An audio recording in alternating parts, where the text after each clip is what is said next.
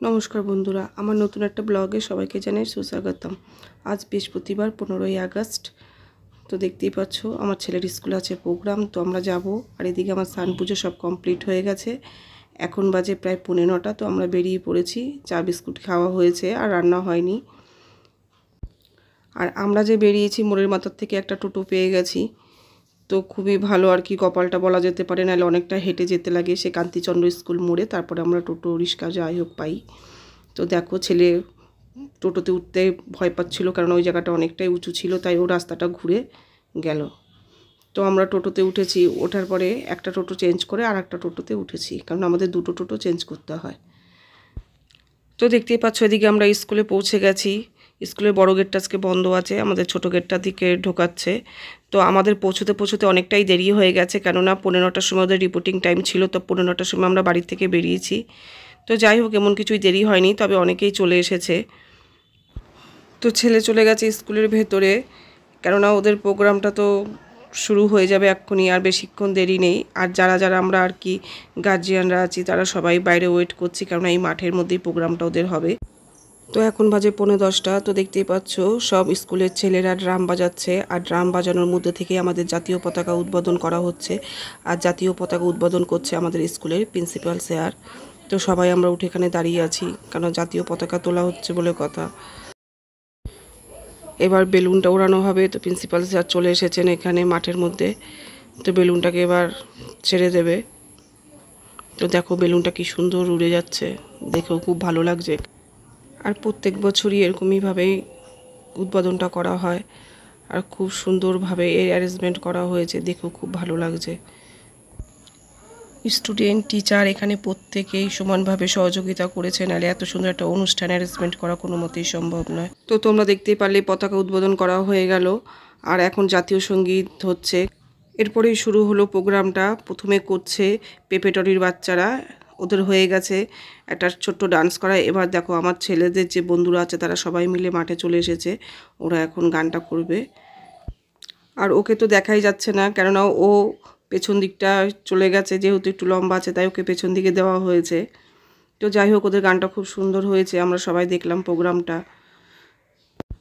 আর যেহেতু কপিরাইট হয়ে যায়, এর জন্য আমি গানটাকে দিতে পারছি না।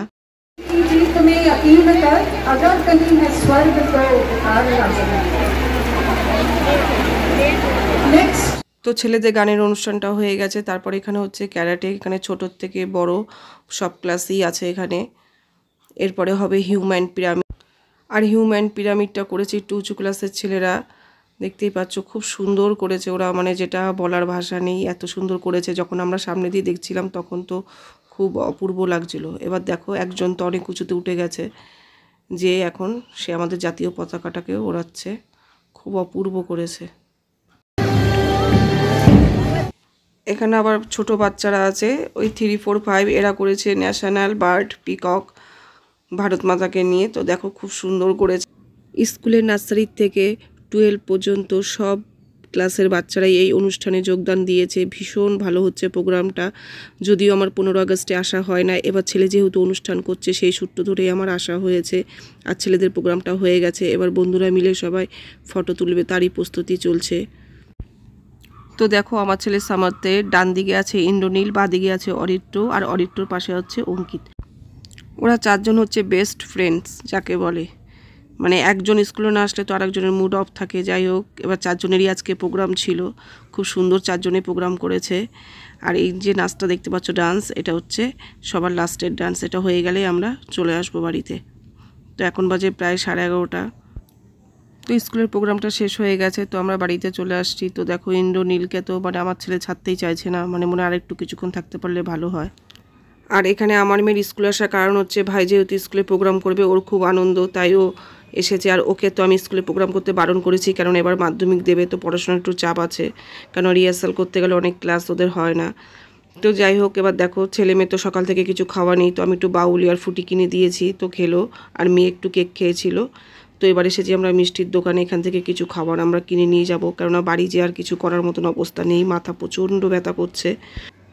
আর ভালো লাগছে না বললে তো আর হবে না, এদিকে তো পেয়ে গেছে খিদে, কিছু তো খাবার নিয়ে যেতেই হবে। তো চলো দেখি ছেলের স্কুল থেকে এবার কী কী দিল। দিয়েছে একটা ভুজিয়ার প্যাকেট, একটা ব্রিটানিয়া চকলেট কেক, আর আছে একটা বিস্কুট, হ্যাপি হ্যাপি বিস্কুট, আর একটা 5 টাকা দামের পার।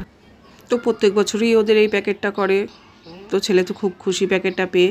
আর আমি মিষ্টির দোকান থেকে নিয়ে এসেছি কচুরি। এখানে আছে 9টা কচুরি, 3টে করে আমাদের হবে এক একজনার।